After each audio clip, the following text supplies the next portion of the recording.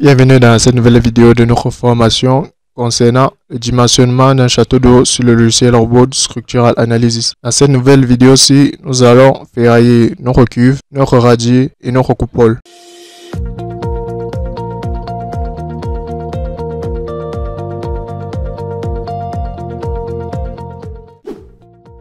Notre structure avait déjà été modélisée dans les précédentes vidéos. Nous avions déjà ferraillé toutes les voiles, qu'il s'agisse des voiles du fût et les voiles qui supportent notre coupole. Donc, commençons déjà par ferrailler notre radier. Pour ce faire, nous allons sélectionner d'abord notre radier 275. Ok. On sélectionne et on l'isole pour faciliter le travail. Et aussi, diminuer la charge de calcul à notre logiciel pour qu'il soit à chaque fois en train d'update l'image. Donc voilà, ok. Alors, nous allons la sélectionner et cette fois-ci nous allons aller dans dimensionnement, ferrage théorique de voile. Bon, on l'avait déjà calculé. Est-ce qu'on l'avait déjà calculé? Oui, on l'a déjà calculé. Donc on va juste aller dans ferrage théorique de voile. On va faire vérifier si on l'a déjà calculé directement sur cet onglet là. En fait, on l'avait déjà calculé. Bon. Là, nous avons différents onglets. Ici, c'est pas, nous sommes dans l'onglet paramètres, donc pas dans l'onglet vue. Et on l'isole. Voilà, on va l'isoler. Donc, on va dans ferraillage et on va observer les différents ferraillages, différentes sections d'acier, la cartographie, section la plus appliquée et on voit les différentes sections d'acier et notre légende là. Donc, voilà. Quoi d'autre? Oui, on peut voir les différentes sections d'acier sans problème.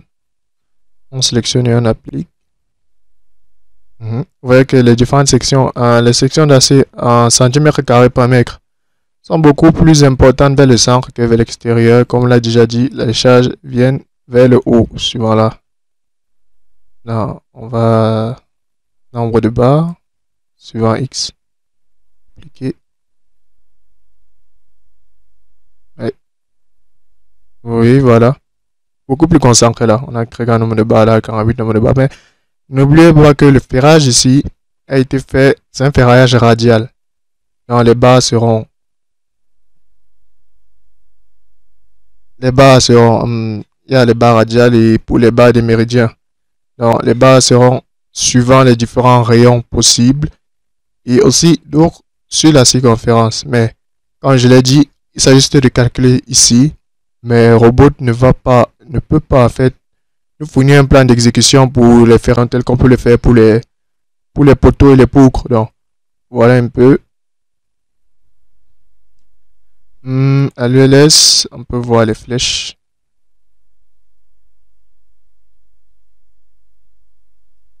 On attend. Voilà. Vous voyez que la flèche maximale est vers le centre ici. Et elle est de moins 0,5 cm, donc vers le bas. Donc, si on bouge un peu. Vers le bas. OK.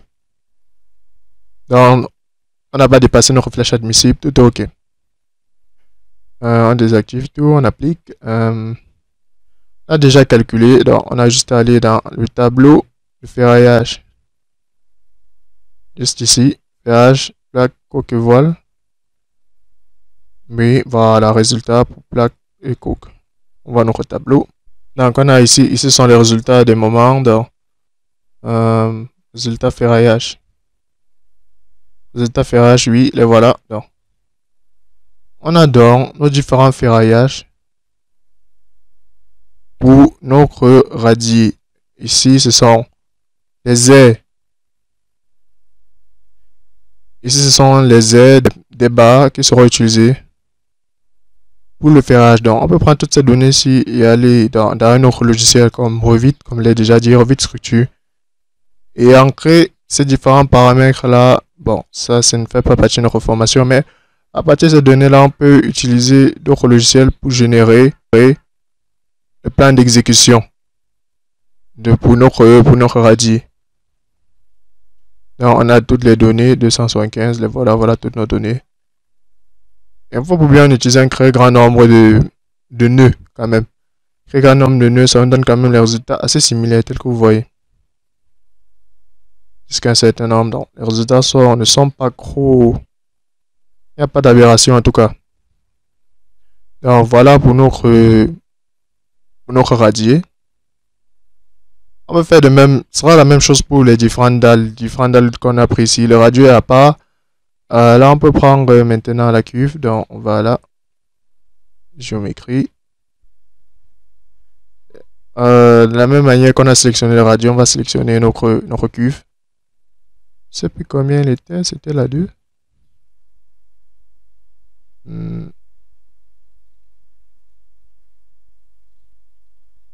Oui, c'était bien la 2. Donc, on sélectionne notre cuve. On va dans ferrage théorique.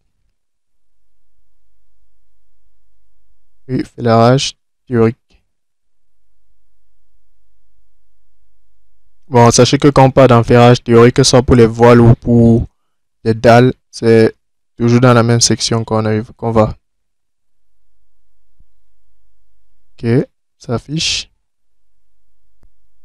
Là, nous sommes allés directement dans le tableau des valeurs. Donc, voici donc nos différentes valeurs des airs d'acier qui seront nécessaires pour le ferrage de notre cuve.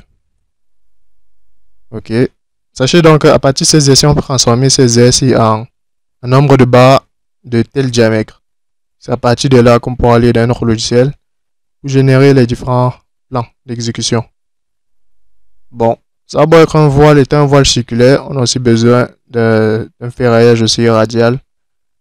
Un robot ne peut pas nous fournir son plan d'exécution. Mais si on décide de calculer la structure avec d'autres éléments, par exemple notre radier, on peut décider que le ferrage ne soit pas radial. On peut décider que ce soit plutôt un grillage ou des crédits soudés. Là, le robot peut nous fournir un plan d'exécution. Mais une fois de plus, vous allez constater que ce n'est pas souvent très économe. Là, on va sur vue et on sélectionne encore. Oui, juste 2, on l'isole.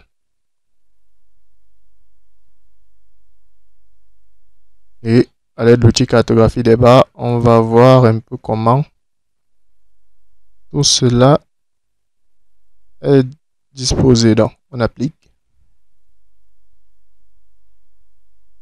Suivant l'axe X, on n'a pas besoin parce qu'on a calculé comme étant un voile. Donc, on va surtout voir le ferrage suivant Y.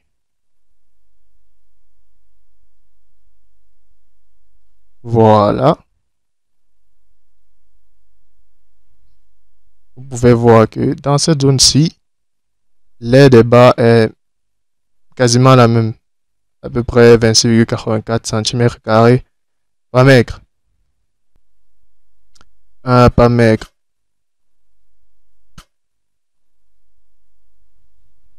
Quoi d'autre? Suivant X+, vous allez voir. Toujours pas, parce qu'on n'en a pas besoin. Mais suivant Y+. Ok, vous voyez. Toujours le même ferrage. Et suivant Y+, suivant Y-, c'est exactement la même chose. Dans le nombre de barres, ici. Cliquez. Vous voyez.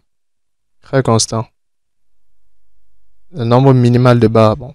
Oui. Suivant à l'ELS, la flèche.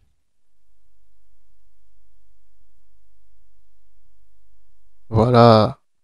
Pas vraiment de flèche suivant X, mais là. Pas non plus de flèche.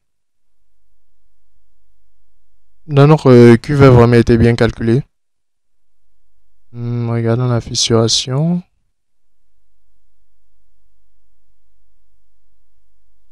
Aucune déformation. Ok, déformation, non.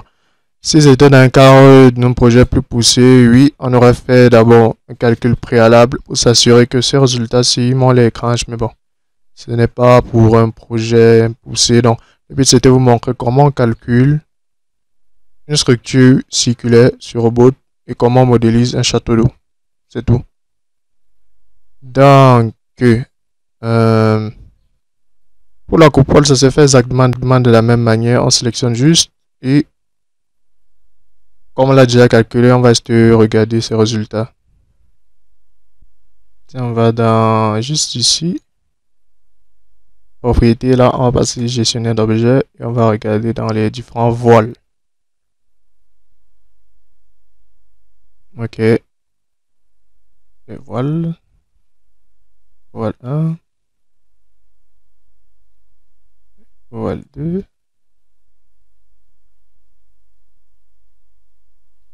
Alors que poil a été plutôt calculé comme un plancher. J'oubliais. Ah, 6.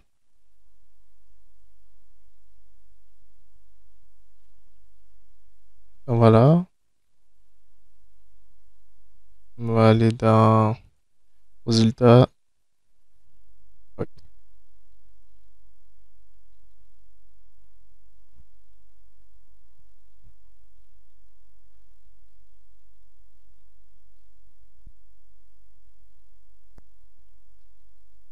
Ferraillage. C'est un Y. Cliquez.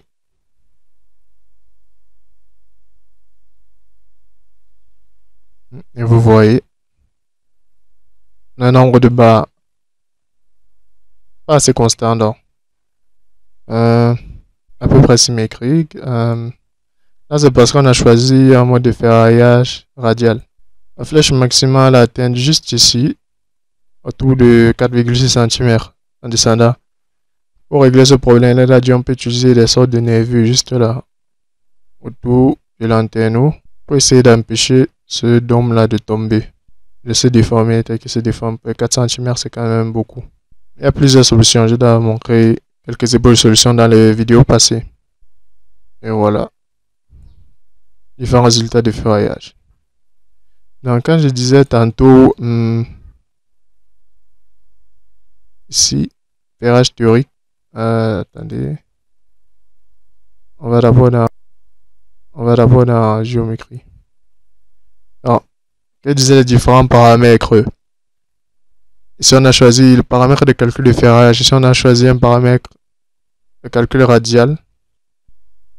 Ok, on va dans dimensionnement, ferraillage, option. On va voir les paramètres réglementaires. Je vous montre. Ok, notre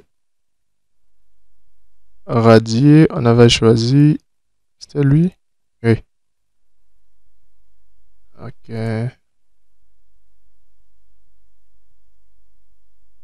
D'accord, tel que vous pouvez le voir ici dans les paramètres de calcul, donc le nouveau paramètre que nous avons créé, on calcule nos coques en flexion simple, sont des planchers. Mais juste ici, vous voyez qu'on a changé direction. Ici, là, on a choisi manuellement autour du point 004090, donc c'est-à-dire ce point-ci. Donc, le ferraillage devrait être la radiale dans ce sens-là. Donc, on peut bien calculer ici, mais récupérer les valeurs des données et aller à l'intérieur d'un autre logiciel pour obtenir les plans d'exécution. C'est tout pour cette vidéo. Dans la prochaine vidéo, nous allons ferrailler nos différentes ceintures.